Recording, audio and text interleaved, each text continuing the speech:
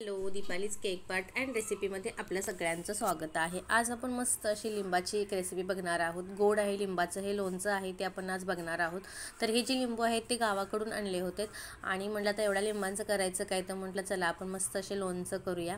आणि अशा पद्धतीने हे सगळे स्वच्छ पाण्याने धुवून घ्यायचे, पाणी कुठेही ठेवायचं नाही आणि स्वच्छ कपड्याने असे पुसून घ्यायचे आणि असे त्याला एका लिंबाच्या 8 फोडी होतील किंवा 4 फोडी असंही तुम्ही करू शकता। तर मी याच्या 8 फोडी केलेल्या आहेत आणि याच्यातून जे बी आहे ते सगळं बी काढून टाकायचं आहे।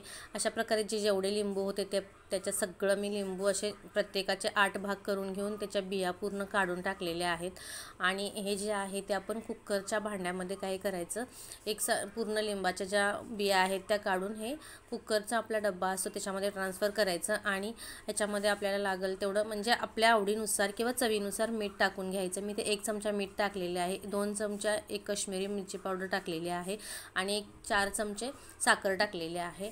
तर हे सर्व एकत्र करून घ्यायचं आणि हे कुकरमध्ये ठेवून याला 4-5 शिट्ट्या शक्यतो काढून घ्यायच्या आणि शिट्ट्या काढून झाल्यानंतर आपण हे थंड झाल्यानंतर काढून घ्यायचं आणि त्याला असं पाणी सुटलेलं असते बघा।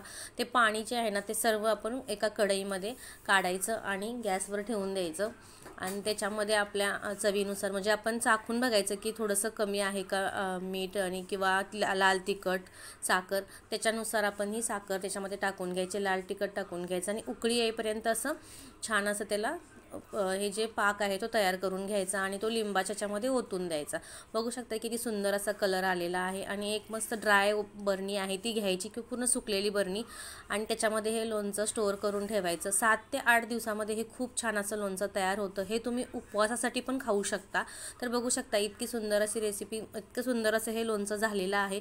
आणि माझी रेसिपी तुम्हाला जर आवडली तर माझ्या चॅनलला सबस्क्राईब करा आणि मला बेल आयकन दाबायला विसरू नका। थँक्यू।